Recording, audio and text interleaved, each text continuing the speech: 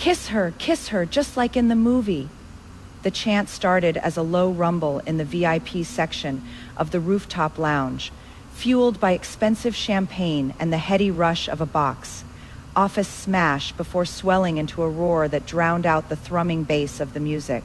Liam West, the man of the hour, the man Charlotte had spent the last 4 years loving in the shadows, stood in the center of the circle. He looked every inch the Hollywood golden boy, tuxedo jacket unbuttoned, tie loose, a glass of scotch in one hand, and his co-star, Bella Sinclair, in the other.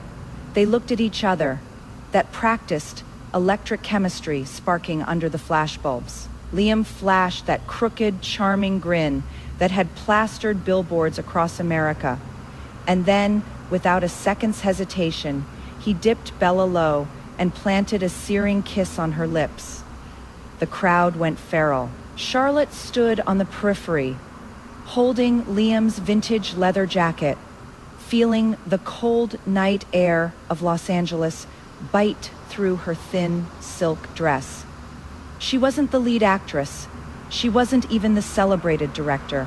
To the people in this room, she was just Charlie, the quiet, efficient girl who fetched Liam's protein shakes, read lines with him until 3 a.m., and warmed his bed when the cameras stopped rolling. "Hey, isn't that Charlie over there?" A drunk producer slurred, pointing a heavy finger at her. The crowd quieted down, a cruel, expectant hush falling over the terrace. "Liam, why don't you give the little assistant a kiss too? She worked hard on this shoot, didn't she? A consolation prize." Laughter rippled through the group. It was sharp, jagged, and humiliating. Charlotte's eyes locked onto Liam's. She waited. She waited for him to step in, to laugh it off, to say she's more than that, or even just to tell them to shut up. She waited for the man who had once sworn he loved her more than fame itself to protect her. Liam didn't move towards her. He didn't even let go of Bella's waist. Instead, his eyes flickered with annoyance, not at the producer, but at her presence, at the awkwardness she was causing him. "Come on, guys, let's not," Liam said, his voice smooth but dismissive, loud enough for everyone to hear. "Charlie's shy. Besides, let's keep the magic for the screen, right?" Liam called it magic. Charlotte called it what it was: dismissal. He didn't defend her. He managed her. Like a PR problem, like an inconvenient prop that wandered into frame 4 years. And she still didn't rate A, "She is with me." Just Charlie's shy, as if her humiliation was a personality trait, not his creation. He turned his back on her. He turned back to Bella, who was giggling behind her hand, whispering something in his ear that made him throw his head back and laugh. That laughter severed the last thread holding Charlotte's heart together. For 4 years, she had played the role of the supportive partner. She was Charlotte Sterling, heiress to one of the East Coast's oldest and most formidable banking empires, a woman who could buy and sell this entire rooftop bar 10 times over. But for Liam, she had become Charlie. She had stripped away her family name, her connections, and her pride, believing that his talent was fragile and needed protecting, believing his promise that once he made it big, they wouldn't have to hide anymore. He had made it big, and she was still hiding. The realization didn't come with tears. It came with a sudden, icy clarity. The man she loved didn't exist. He was a character Liam played, just like the hero in the movie, and she had been the only one dumb enough to buy a ticket. Charlotte walked forward. The crowd parted, expecting her to run away or maybe beg for a scrap of attention. She stopped right in front of Liam. The noise of the party seemed to fade into a dull buzz. "Here," she said. Her voice wasn't loud, but it was steady, cutting through the ambient noise like a diamond cutter on glass. She held out his jacket. Liam looked at her, his brow furrowing. "Charlie, not now. We'll talk later." "There is no later, Liam," she said. She dropped the jacket. It hit the expensive floor tiles with a heavy thud right at his polished shoes. "I'm done. The role of the doormat has been recast." Bella gasped, her eyes widening in mock scandal. "Charlie, are you drunk? Don't ruin Liam's big night just because you are jealous." Charlotte didn't even look at Bella. She kept her gaze fixed on Liam. "I am not jealous, Bella. I am bored, and I am awake." She turned on her heel. "Charlie," Liam's voice cracked with a hint of panic. Not because he was losing her, she realized, but because she was going off script. "If you walk out now, don't expect to come back." Charlotte didn't stop. She walked past the gaping producers, past the starlets judging her off, the rack dress, past the bouncers, and into the elevator. She pressed the button for the lobby, watching the doors slide shut on the glitz, the noise, and the man who had consumed 4 years of her life. As the elevator descended, silence wrapped around her. She didn't cry. She reached into her purse and pulled out her phone. Her fingers hovered over a number she hadn't dialed in years, a number she had promised herself she would only call when she had made a name for herself, on her own terms. She hit dial. It rang once, twice. Charlotte. A deep, familiar voice answered, sharp with surprise and immediate protective alertness. It was Harrison, her brother, the head of the Sterling dynasty. "Harry," she said, her voice finally trembling, not with sadness, but with the relief of letting go of a heavy burden. "I'm done playing pretend. I want to come home." There was a pause on the other end, followed by the sound of a chair being pushed back. Movement, decisive action. "I'll have the jet in Van Nuys in an hour. Pack only what matters. Leave the rest." "There is nothing here that matters," Charlotte whispered. "Then leave it all," Harrison said, his voice turning cold as steel. "Come home, Lottie. We've missed you." She hung up and stepped out into the cool California night. A light drizzle had started to fall, misting against her face. She took a deep breath, smelling the asphalt and the ocean. She blocked Liam's number. She blocked Bella's. She deleted her social media apps tomorrow. The tabloids would run stories about the jealous assistant who caused a scene. Let them. By the time they went to print, Charlie would be gone. Charlotte Sterling was returning to a world where Liam West would need an appointment just to speak to her secretary. The game was over. The real show was just beginning. 3 weeks later, the air was different. Gone was the smog and desperation of Los Angeles. In its place was the crisp, salt-tinged breeze of the Hamptons. The world here moved at a slower, more deliberate pace, dictated by tea times, charity galas, and the quiet clink of silver against fine china. Charlotte sat at a corner table on the terrace of the Maidstone Club, her posture perfect, her expression unreadable behind dark sunglasses. She wore a simple cream cashmere sweater and linen trousers, an outfit that cost more than her entire wardrobe back in her Charlie days. "You haven't touched your mimosa, darling," her mother, Eleanor Sterling, observed, reaching across the table to pat Charlotte's hand. Her mother's concern was layered under layers of social grace, but it was there. "Are you still adjusting?" "I am fine, Mother," Charlotte said, removing her sunglasses. Her eyes were clear, though perhaps a shade more guarded than before. "Just thinking." "Well, try not to think too hard. Today is about reconnecting," Eleanor said, glancing towards the entrance. "The Thorns are joining us. You remember Julian, don't you? Harrison said you two used to run in the same circles during your summers here as teenagers." Julian Thorne, the name brought back vague memories of a quiet, serious boy who preferred reading on the dock to sailing regattas. The Thorne family was old money, even by Sterling standards, real estate, publishing, tech investments. They were the kind of family that didn't make the news because they owned the news. "Vaguely," Charlotte murmured. She knew what this was. A soft setup, a merger disguised as brunch. After her rebellious phase in Hollywood, her parents were eager to see her settled within the safety of their own world. Surprisingly, she didn't hate the idea. The thought of passion, of fiery, destructive love, like she had with Liam, now tasted like ash in her mouth. Stability sounded restful. A shadow fell over the table. "Eleanor, Robert, so good to see you." Charlotte looked up. The boy from her memories had been replaced by a man who seemed to command the very air around him. Julian Thorne was tall, wearing a navy blazer that fit his broad shoulders with military precision. His dark hair was neatly trimmed, a few threads of silver at the temples, suggesting wisdom rather than age. But it was his eyes that caught her, gray, calm, and utterly lacking the hungry, restless energy she was used to in Lamen. Julian. Her father boomed, standing to shake his hand.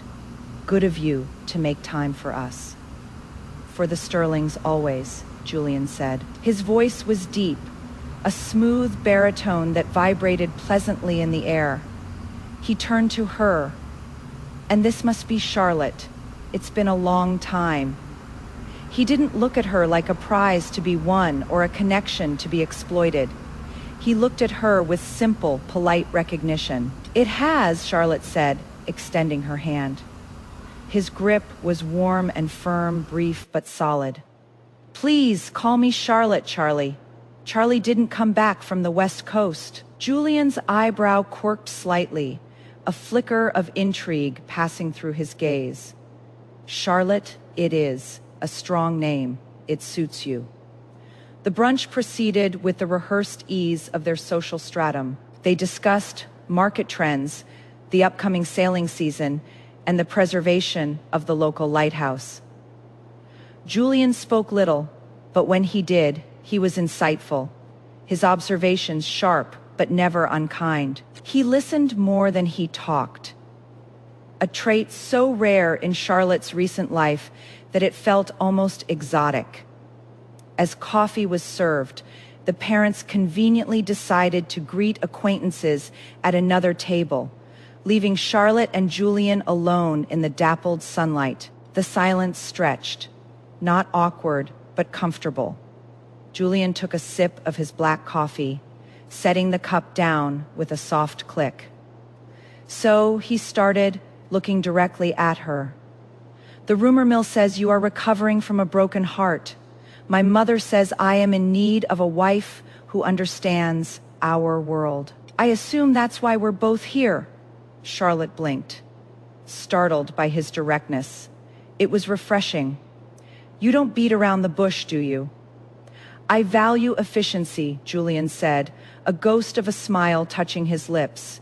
"And I suspect you've had enough of games." "You have no idea," Charlotte let out a dry laugh, looking out at the manicured lawn. "Yes, I suppose that is why we're here. I'm damaged goods, Julian.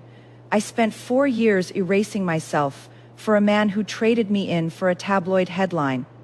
I'm not sure I have much left to offer in the way of romance." "I am not asking for romance," Julian replied evenly. "I am looking for a partner, someone I respect, someone who knows the weight of a legacy and doesn't buckle under it. As for damaged goods," he leaned forward slightly, his gray eyes intense, "I prefer to think of it as tested. You went out there. You tried something real. You got burned, and you survived. That shows resilience. I like resilience." Charlotte felt a lump form in her throat. She had expected judgment, or perhaps pity. She hadn't expected validation. "And what do you get out of it?" she asked, her voice softer. "Peace," Julian said simply. "A life without the constant pressure to find the one. A companion to build something lasting with." And he paused, looking at her with a newfound appreciation. "I suspect our conversations won't be boring.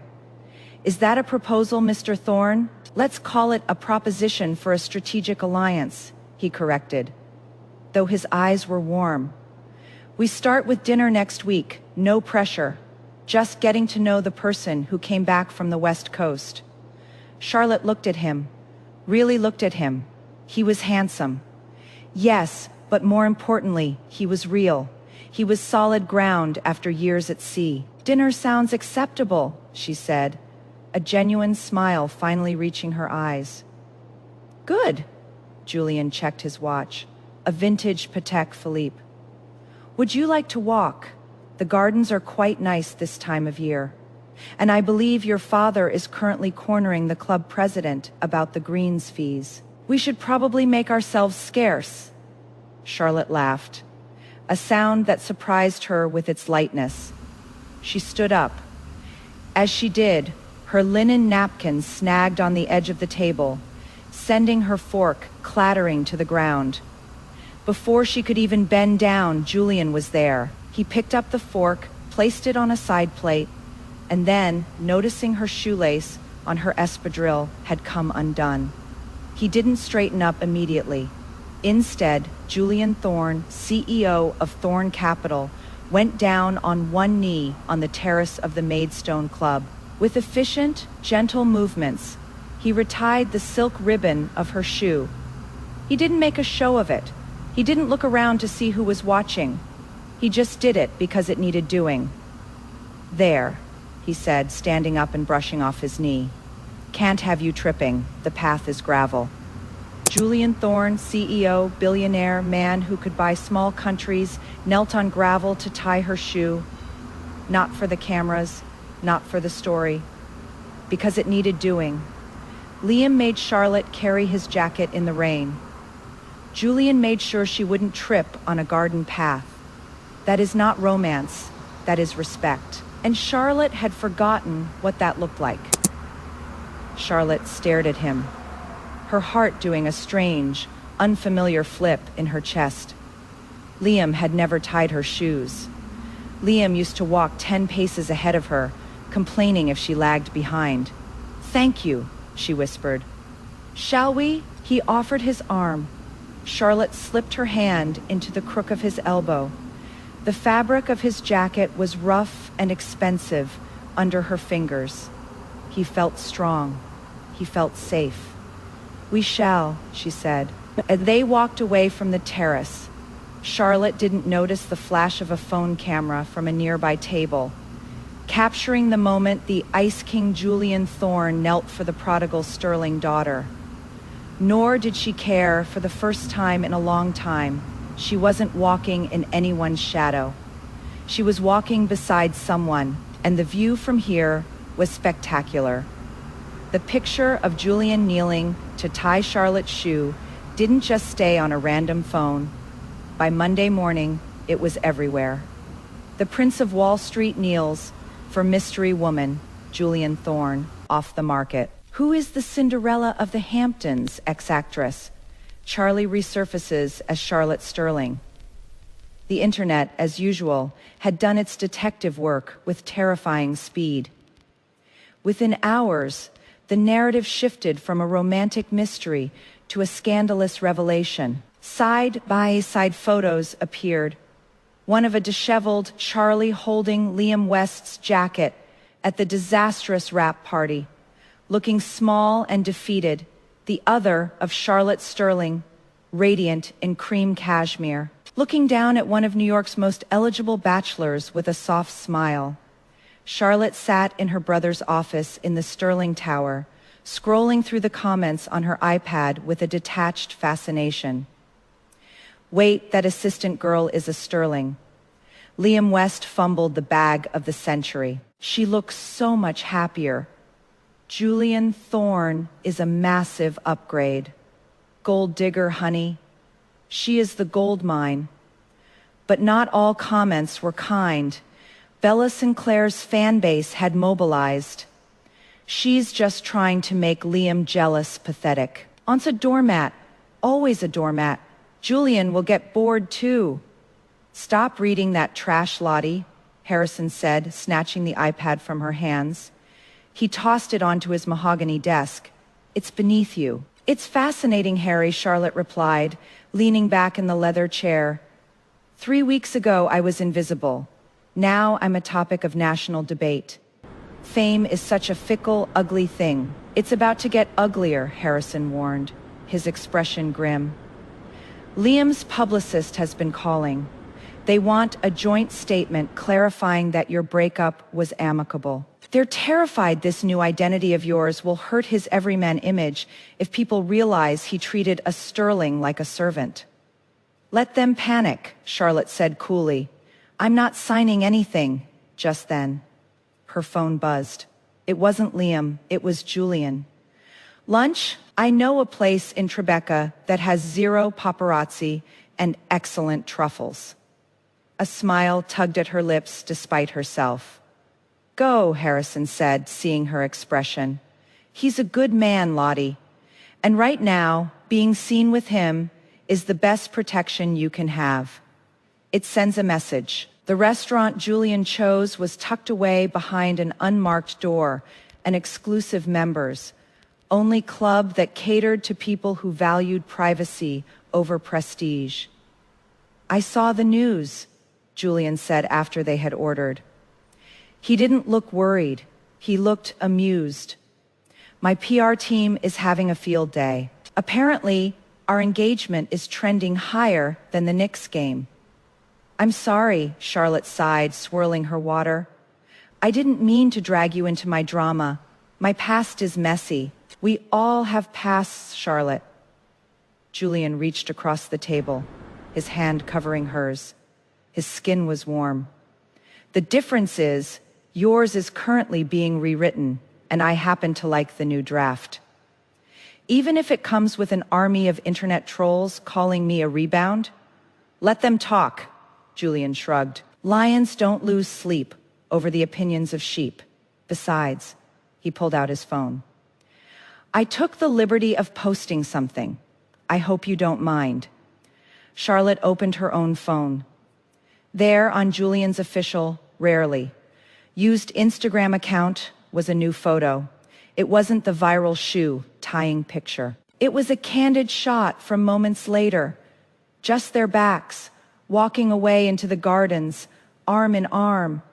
The caption was simple, just 2 words, my future. No tags, no explanations, just a quiet, undeniable claim, Julian. Charlotte breathed, looking up at him. You didn't have to do that. I wanted to, he said simply. It's time people knew you aren't just someone's ex or someone's sister. You're with me, and I protect what's mine. The sentiment was possessive. Yes, but it didn't feel stifling like Liam's control. It felt like a shield. Before she could respond, a commotion at the entrance drew their attention. A man was arguing with the maitre d', his voice rising in frustration. Do you know who I am? I need to speak to her. Charlotte froze. She knew that voice. It was the voice that used to whisper sweet nothings in her ear before screaming at her for forgetting his dry cleaning. Liam West pushed past the staff, looking frantic. He was wearing sunglasses and a baseball cap, a poor disguise for one of the most recognizable faces in America. He scanned the room, spotting Charlotte instantly. Charlie, he shouted, striding towards their table. Julian didn't even stand up. He just turned his head, his expression shifting from warm to glacial in a microsecond.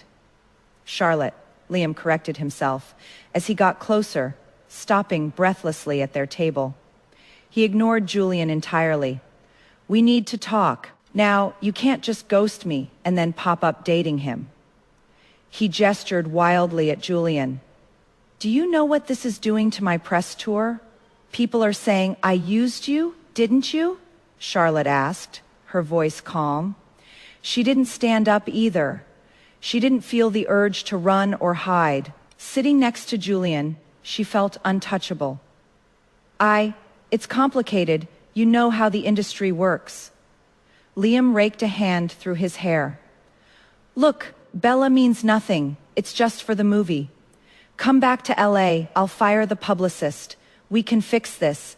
I miss you, Charlie. I can't do this without you. It was the same speech he'd given a dozen times before. I need you. You're the only one who understands me. It used to work. It used to make her feel special. Now, it just sounded pathetic. Mr. West, Julian spoke up. His voice was low, devoid of anger, but heavy with authority. You are interrupting our lunch. Liam sneered at him. Stay out of this suit. You don't know us. You don't know what we have. I know that you had a diamond, and you treated it like a stone, Julian said, cutting him off. He stood up then, towering over the actor. Liam was handsome in a glossy magazine way, but Julian was imposing. He carried the weight of power that wasn't dependent on box office returns. And I know that she has asked you to leave. She didn't say that. Liam turned to Charlotte, his eyes pleading. Tell him, Charlie. Tell him we belong together. Charlotte looked at Liam, really looked at him. She saw the panic in his eyes, not heartbreak, but fear. Fear of losing his anchor, fear of the bad press. You're right, Julian, Charlotte said, turning her gaze back to the man beside her. She picked up her wine glass. I'd like to enjoy my truffle risotto in peace. She didn't look at Liam again.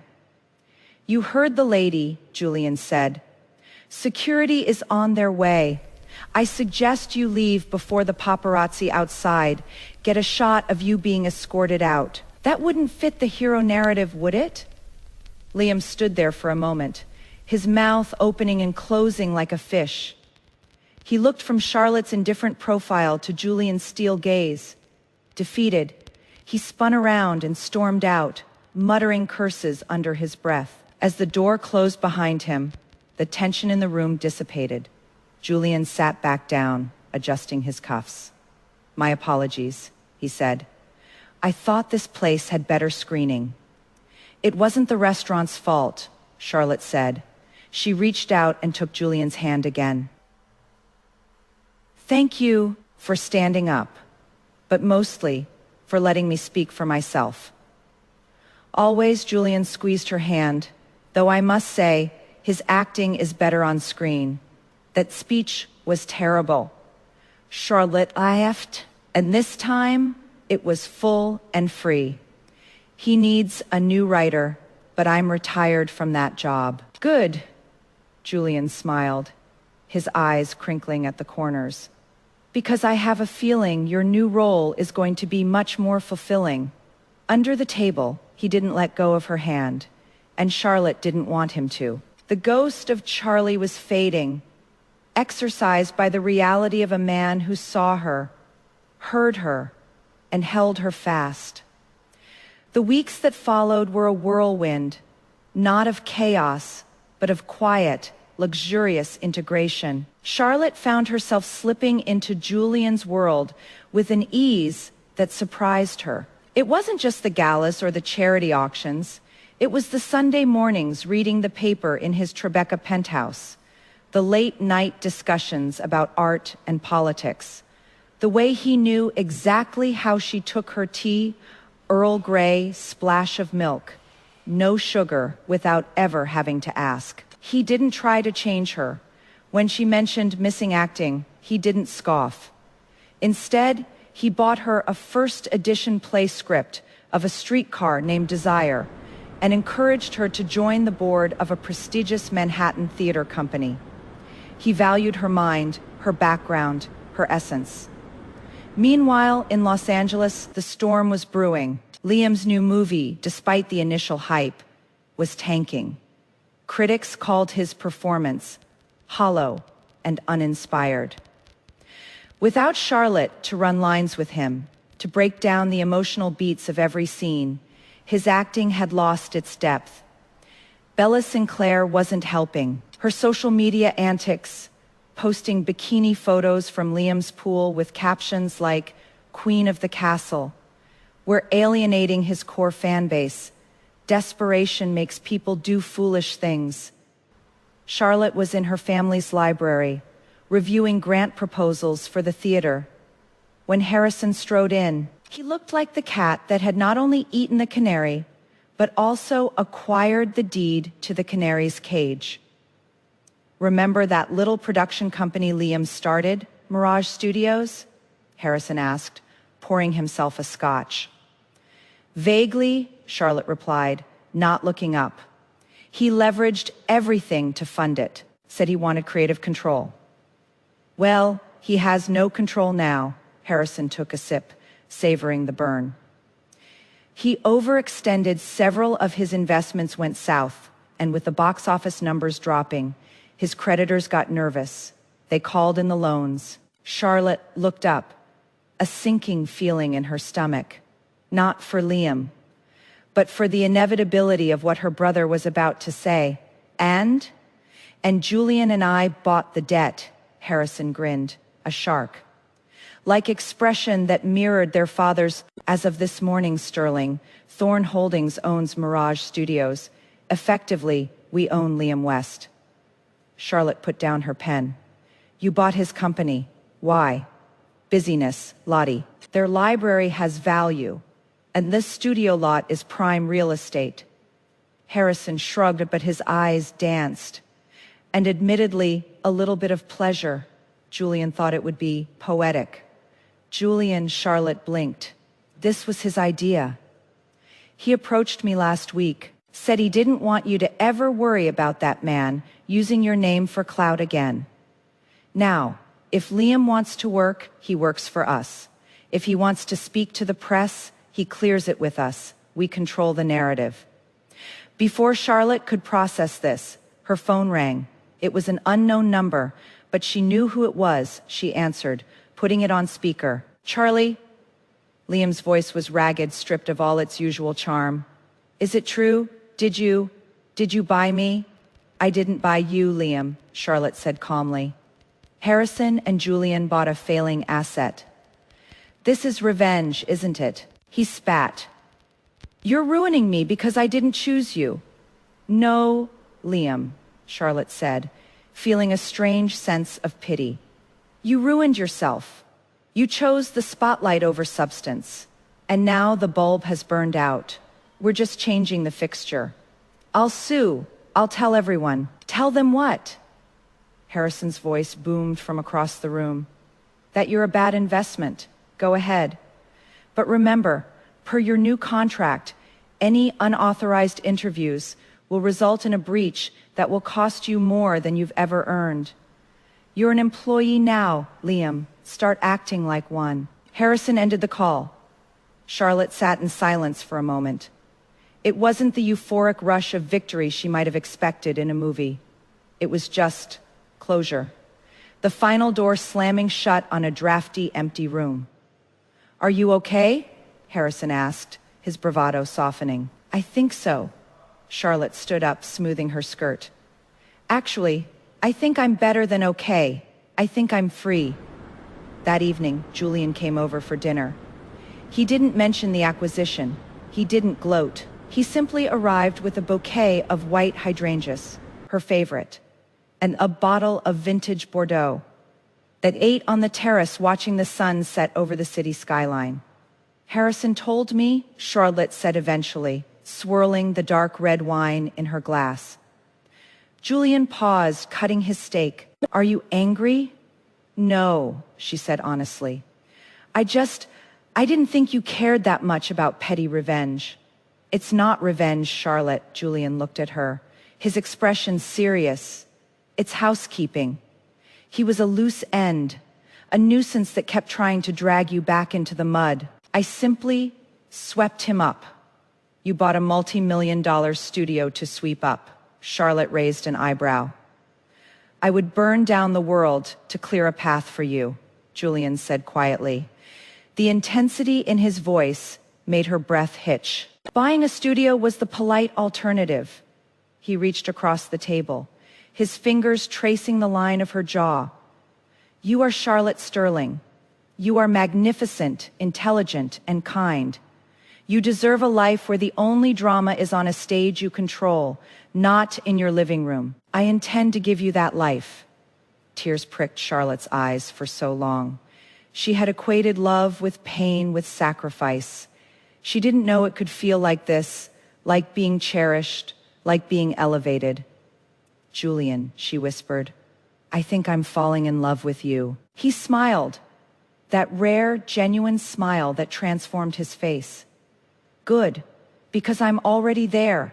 I've been there since I saw you walk onto that terrace at the Maidstone Club, looking like a queen who had just misplaced her crown. I knew then I wanted to be the one to help you find it." He stood up and walked around the table, pulling her to her feet, under the vast, twinkling canopy of the New York sky. He kissed her. It wasn't a performance. There were no cameras, no cheering crowds. It was slow, deep, and filled with a promise of forever. And for the first time in her life, Charlotte knew she wasn't playing a part. She was exactly where she was meant to be. The next day, a courier arrived with a package for Charlotte.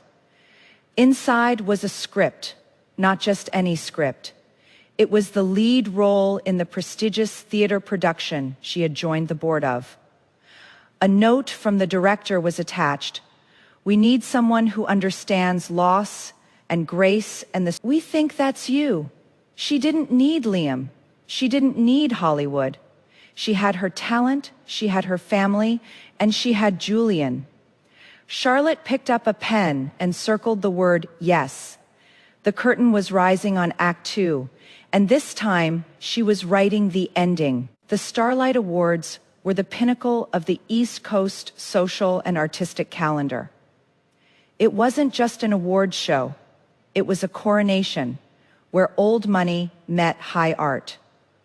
This year, the buzz was feverish, not only because of the nominees, but because it would be the first public appearance of Charlotte Sterling since the news of her merger with Julian Thorne. And the acquisition of Mirage Studios had broken.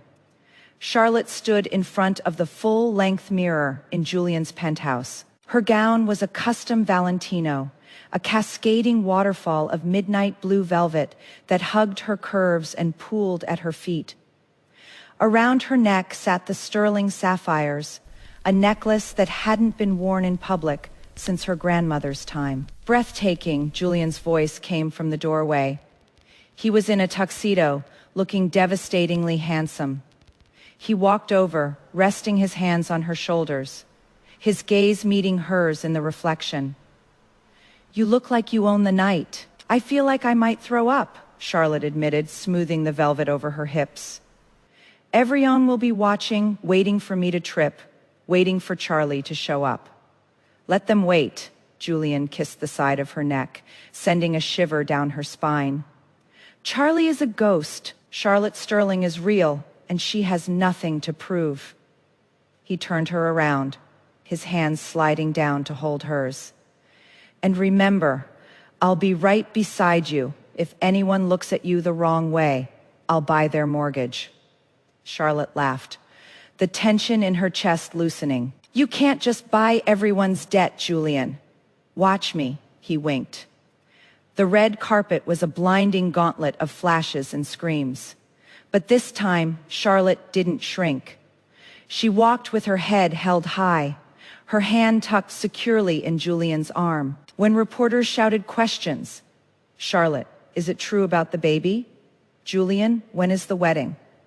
they simply smiled and kept moving, a united front of impenetrable grace. Inside the ballroom, the atmosphere was electric. Charlotte spotted familiar faces from her old life, producers who had ignored her, actresses who had sneered at her. Now, they practically tripped over themselves to catch her eye, offering sycophantic waves and toasted glasses. "Funny how a last name changes everything," she murmured to Julian as they took their seats at the front table. "It is not the name," Julian corrected, pouring her water. "It is the confidence. You are glowing, Charlotte." The ceremony began. Awards were given, speeches were made. Then came the category for Best Supporting Actress in a Play. The award Charlotte was nominated for, a surprise nod for her return to the stage. The presenter walked onto the stage. It was Liam West. A hush fell over the room. The producers, ever hungry for drama, had clearly arranged this for maximum impact. Liam looked thinner, tired. His tuxedo hung a little loose on his frame. He opened the envelope, his hands shaking slightly. The winner is, he paused, looking out into the audience. His eyes found Charlotte's for a second. Raw, naked regret flashed across his face. Charlotte Sterling for the Glass Menagerie. Applause erupted. Julian squeezed her hand. Go get it. Charlotte stood up. She walked up the stairs, the blue velvet flowing behind her. She took the statue from Liam's hand. He held onto it for a fraction of a second too long. You look beautiful, he whispered, the microphone picking up the faint, desperate sound. I made a mistake, Charlie. I see that now. Charlotte looked at him. She didn't feel anger. She didn't feel triumph. She just felt distant, like he was a stranger she had met in a dream. It is Charlotte, she said into the microphone, her voice clear and strong. She gently pulled the award from his grasp. Thank you. Liam whispered, Charlie, like it was an incantation that could summon the old her back. Charlotte corrected him into a microphone. In front of everyone, that is not petty. That is reclaiming territory. He'd spent 4 years renaming her, shrinking her, making her small enough to fit in his pocket. She took her name back on stage, holding an award he had to hand her. Poetry doesn't get sharper than that. She turned to the audience, ignoring Liam standing awkwardly behind her. I spent a long time thinking that my worth was defined by how well I could support someone else's light, she began, her eyes scanning the room, landing on Julian's proud, unwavering gaze. I thought love meant disappearing, but I learned that real love and real art requires you to show up, to take up space, to be your own lead. She lifted the award. This is for anyone who ever felt like a supporting character in their own life. Rewrite the script, you're worth it. The ovation was thunderous. People stood up. Julian was the first, clapping until his hands must have stung. As she walked off stage, Bella Sinclair was waiting in the wings. She looked furious, her face contorted beneath heavy makeup. You think you won? Bella hissed, grabbing Charlotte's arm. You think just because you have a rich boyfriend you're better than me? I'm still the star. Liam still chose me. Charlotte looked down at Bella's hand on her expensive gown. Actually, Bella, she said calmly, Liam didn't choose you. He chose the path of least resistance. And as for being a star, Miss Sinclair, a security guard stepped forward, looming over Bella. Mr. Thorne has requested that you be escorted from the building. Your invitation has been revoked. What? You can't do that, Bella shrieked. I am a nominee. Not anymore, the guard said impassively, guiding her away. Sterling, Thorne Holdings has decided to go in a different creative direction for all future projects, and you are not in the picture. Charlotte watched Bella being led away, kicking and screaming. It wasn't a victory lap. It was just inevitable. She returned to her table, placing the award between her plate and Julian's. Did you really have her kicked out? She asked. She touched you, Julian said, taking a sip of his champagne. I have a very strict policy about people touching artwork, especially my favorite masterpiece. Charlotte leaned her head on his shoulder. You are impossible. I am devoted, he corrected. Later that night, at the after party, Liam tried one last time. He cornered them near the bar, drunk and sloppy. You can't just erase us, Charlie, he slurred. We had history. Julian stepped forward, but Charlotte put a hand on his chest to stop him. I got this, she said softly. She stepped towards Liam. We had a history, Liam. But that is all it is? History. It's in the books. It's done. You were a lesson I had to learn, and I learned it. Now, please, move. You're blocking your view of what? Liam sneered. Of my future, Charlotte said. She looked past him to Julian, who was watching her with that look of utter, consuming adoration. Liam looked from her to Julian, and finally, the reality seemed to sink in. He wasn't the protagonist anymore. He wasn't even the villain. He was just a footnote. He turned and stumbled away into the crowd, disappearing into the noise and the dark. Charlotte turned back to Julian. Let's go home. Home, Julian asked, raising an eyebrow. Tribeca or the Hamptons. Wherever you are, Charlotte smiled. That is home. Julian kissed her forehead. Then let's go. As they walked out into the cool New York night, hand in hand, Charlotte knew the tabloids would have a field day tomorrow. But for the first time, she didn't care about the headlines. She had her name back, she had her heart back, and she had the love of a man who would tie her shoes in the middle of a storm and buy her a studio just to clear the air. She was Charlotte Sterling, and she was finally, truly awake. 3 months later, the headlines had shifted. The scandal of the breakup had faded, replaced by breathless coverage of the Sterling, thorn wedding of the century. But for Charlotte, the real story wasn't in the magazines. It was in the quiet, steady rhythm of her new life. It was a Tuesday afternoon, gray and rainy. The kind of New York day that made you want to curl up with a book. Charlotte was in her office at the theater, reviewing casting tapes for the next season, when her phone rang. It was an unknown number from a Los Angeles area code. She hesitated, then answered. Hello, Charlotte? A voice she barely recognized rasped on the other end. It sounded like Liam, but older, broken. It is me. I know, she said. She didn't feel the old spike of adrenaline or dread, just a mild curiosity. What do you want, Liam? I am at Mount Sinai, he said. I crashed the car last night. I wasn't thinking straight. Charlotte closed the file in front of her. Are you okay? Broken leg, a few ribs, concussion. He listed his injuries like a grocery list. They say I'll recover, physically anyway. A pause. No one's come to visit, Charlie. Not Bella, not my agent, not even my friends. I am alone. There was a silence on the line. Charlotte looked out the window at the rain-slicked streets. She thought about the man who had once been her entire world, now lying alone in a hospital bed, realizing that the applause had stopped. I am sorry to hear that, Liam, she said honestly, but I am not coming. Why? His voice cracked. Just for old time's sake, to say goodbye properly? We said goodbye, Charlotte said. We said it when you chose a photo op over my feelings. We said it when I dropped your jacket on the floor. And we said it when I walked off that stage with an award I won for myself.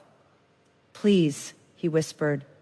I just need to see a friendly face. Then call a friend Liam, she said gently. I am not your friend. I am your ex. And I am someone else's fiancée. Going backwards doesn't help you. And it certainly doesn't help me. You are heartless, he breathed. No, Charlotte said, her voice firm. I am healed. Goodbye, Liam. She hung up the phone. She didn't block the number this time. She didn't need to. He wouldn't call again. She sat there for a moment in the quiet office.